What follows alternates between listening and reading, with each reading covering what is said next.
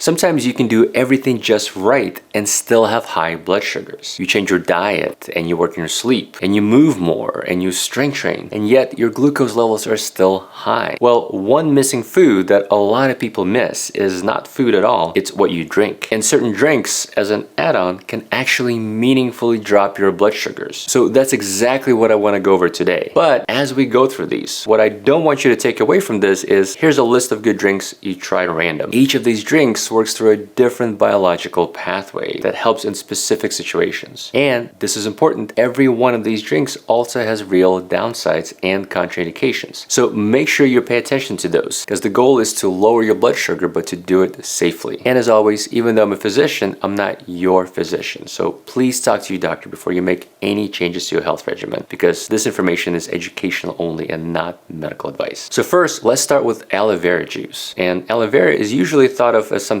you put on your skin, but in a juice form, it can actually help you lower your blood sugars. Aloe vera has been used as a natural remedy for centuries, and it contains over 70 active compounds, including vitamins and important amino acids. And a lot of those compounds, they help your sugars in many different ways. Aloe vera contains polysaccharides and polyphenols that improve insulin signaling at the cellular level. And in simple terms, how that translates to real life, well, insulin just works better. Your glucose moves out of the bloodstream and into your muscle and your liver cells more efficiently. And on top of that, aloe vera also affects your gut. It slows down carbohydrate breakdown and absorption in the small intestine, which means you don't get huge spikes of blood sugar after a meal. And there's data that suggests that aloe also works on your liver and reduces a process called hepatic gluconeogenesis. So basically, your liver just doesn't make as much glucose. So there's a meta-analysis of 5 randomized control trials that found that aloe vera supplementation significantly reduced fasting blood glucose by 30 milligrams per deciliter, and it reduced hemoglobin A1C by 0.4% in people with prediabetes and early non-treated diabetes. But there's one thing to note though, all the studies combined in the meta-analysis are pretty small, and there wasn't a standard dose or amount of aloe vera that was used. In some studies, participants drank juice, and in other studies, they used powder or gel. I think the easiest way to get it is to buy aloe vera juice at your local store, and I would just make sure there's minimal added sugars and flavoring. Now, some people like to get pure aloe vera juice, which is just a liquid that comes from juicing an aloe leaf, and then they dilute it with water or lemon or honey to taste. What I don't usually recommend is extracting the gel from the plant yourself, unless you know exactly what you're doing, because not all varieties of aloe vera are safe to consume, and the leaves have to be at a certain level of freshness. Now, aloe vera juice is generally tolerated when it's properly prepared. I would just make sure that whatever product you're using has been processed to remove anthraquinone compounds. The established safe limit for those in aloe products should be less than 50 parts per million, and the lower the better. And the aloe needs to be collected from the properly sourced inner leaf gel rather than from your whole leaf extract. And this is to once again minimize that anthraquinone contamination. And this is very important because contaminated products with anthraquinones can give you lots of side effects like diarrhea. And there are some case reports that even documented liver toxicity with oral preparations. So I would not drink this if you have any liver issues like fatty liver or hepatitis, and it's also contraindicated in pregnancy. Also, aloe vera can meaningfully lower your blood sugar, so you just have to be careful if you're already taking diabetes medications, especially drugs like sulfonylureas or insulin. So I would definitely discuss this with your doctor before adding this to your regimen. Now, let's move on to the next drink, which is fenugreek water. So fenugreek is a seed that's commonly used in cooking, but metabolically, it has natural glucose lowering properties. There was a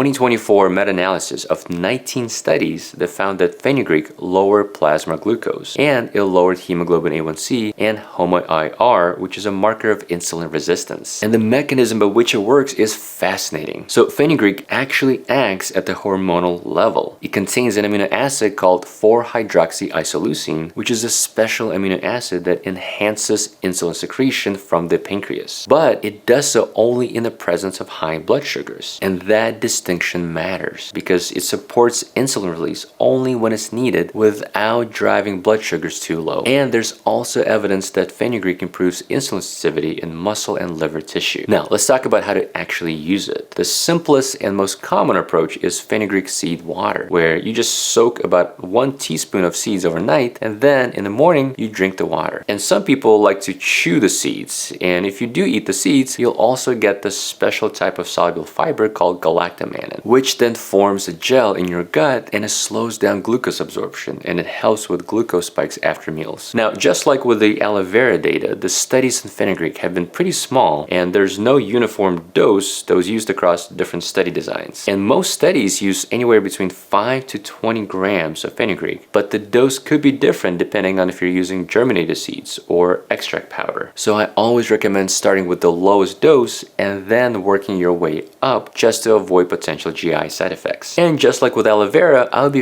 very careful if you're already on diabetes medications. And I would definitely discuss this with your doctor before you add this to your regimen to make sure you don't need to adjust your medications first. And another important precaution is fenugreek is contraindicated in pregnancy and breastfeeding. And do not take fenugreek if you have a peanut or chickpea or a soybean allergy, or if you have asthma, as there may be some possible cross-reactivity. Next, let's talk about green tea. And I talk about green tea quite a bit in my other videos because it has so many amazing benefits. So green tea affects blood sugar through several overlapping biological pathways, and none of them have to do with calories or sweetness. Green tea changes glucose metabolism at the very basic cellular level. So the first pathway is insulin sensitivity. Green tea is rich in catechins, especially a polyphenol called EGCG, which stands for epigallocatechin gallate. And these compounds improve insulin signaling in muscle cells, which then helps shuttle glucose out of the bloodstream and into the tissues more efficiently. And green tea also affects your gut, where catechins slow down enzymes like alpha amylase, which are responsible for breaking down carbohydrates into glucose. So without those enzymes, you don't absorb as many sugars, so this helps you lower your glucose spikes after meals. And there is a 2024 meta-analysis of 15 randomized control trials in patients with type 2 diabetes. And what they found was that green tea interventions significantly improved multiple markers of blood sugar control. So it improved things like fasting blood glucose and A1C and insulin resistance. Now let's talk about precautions. Most people tolerate 1 to 3 cups of green tea per day pretty well, but I'll be very cautious if you're using green tea extracts or pills. In fact, I never recommend those because green tea extracts at higher doses have been reported to cause liver injury. Now, the European Food Safety Authority showed that doses above 800 milligrams of EGCG catechins per day are associated with increases in liver enzymes. And a safe upper limit from toxicological and human safety data is less than 700 milligrams per day or less than 330 milligrams as a single bolus or a single drink. But the tricky thing is catechin concentrations are different depending on what type of green tea you drink, but ballpark number-wise, 1 cup of green tea has about anywhere from 50 to 150 grams of catechins. So I think for most people, I would not drink more than 2 to 3 cups of green tea per day. And another important precaution is green tea can interfere with the absorption of iron. So if you're dealing with low iron or iron deficiency anemia, I would just avoid drinking green tea around the time you're eating iron-rich foods or taking your iron supplements. There was actually a tiny study done. It was only 12 women, but for what it's worth, it showed that consuming green tea with an iron-containing meal reduced iron absorption by 37%. But if you delay drinking green tea by 1 hour after eating, well then iron absorption was only reduced by 18%. Next, let's talk about coffee. And this surprises a lot of people, but we have large prospective cohort studies and meta-analyses that show that habitual coffee consumption is associated with a reduced risk of type 2 diabetes. One important thing to note though is a lot of these studies are based on observational data that just looks at associations. But as you already know, we cannot infer causation. But based on the limited data, the associations are fairly strong and the risk of type 2 diabetes is reduced in a dose-dependent manner, meaning the more coffee you drink, the lower the risk. A good example of this is this study published in Diabetes Care, and they looked at 28 prospective studies with over 1.1 million participants with a follow-up duration up to 20 years. And based on on that data compared to no or rare coffee consumption. Drinking just 1 cup per day lowered your risk by 8%, and drinking 2 cups per day lowered the risk by 15%. And at 3 cups, there's a 21% risk reduction. And the study looked at consumption of as high as 6 cups per day, where they saw a 33% risk reduction. Now, this is not to say you should drink as many cups of coffee as you can, but that inverse relationship is pretty interesting. And mechanistically, it is plausible for coffee to help with blood sugar because coffee contains a special type of polyphenols called chlorogenic acid, which is known to improve insulin sensitivity in muscle and liver cells. And coffee also boosts several cellular defense pathways involving NRF2 and AMPK and sirtuins. All those pathways help reduce stress on the beta cells in the pancreas, which is responsible for making and regulating insulin. Now, let's talk about cinnamon tea. And cinnamon is a natural insulin sensitizer. And the main player here is an active compound found in cinnamon called cinnamaldehyde, which activates a special cellular pathway called IRS1 P13K pathway, which helps your cells have a better response to insulin. The more efficient the response, the more your cells are able to move glucose out of the bloodstream and into your cells. And just like with green tea, cinnamon also blocks enzymes like alpha amylase and alpha glucosidase, which then help slow down the breakdown and absorption of carbohydrates in the intestines. There was a recent meta-analysis published in 2024 that included 24 randomized control trials that showed that cinnamon supplementation had a statistically significant reduction in fasting blood sugar and hemoglobin A1C and HOMA-IR. Now, some people like to take cinnamon as a supplement, but there are studies like this one that show you may have better effect consuming cinnamon as a powder dissolved in water as a beverage as opposed to capsules. But that was a very small study with only 19 participants, so it's hard to make any recommendation either way. But a nice and easy way to get the benefits is to consume it as cinnamon tea, where you just mix a cinnamon stick with boiling water. Now, in most of these cinnamon studies, the typical dose was about 1 to 2 grams per day, and I would recommend drinking that tea before carbohydrate heavy meals, as this will help you blunt that glucose spikes and slow down the absorption of sugars in the intestines. But one thing that is super important is to make sure you get the right form of cinnamon. So make sure you get the Ceylon cinnamon and not the other common type called cassia cinnamon, because cassia cinnamon contains a compound called coumarin, which can be toxic to your liver at higher doses. Alright, so these are some of my favorite drinks that can help you lower your blood sugar, but these drinks are not in any way a replacement for good nutrition and sleep and exercise. And depending on how advanced your diabetes is, these drinks will not replace your medications. But it is a nice add-on to give you some additional leverage to slowly bring down your blood sugars. Alright, I hope this was helpful. Stay healthy, and I'll see you in the next one.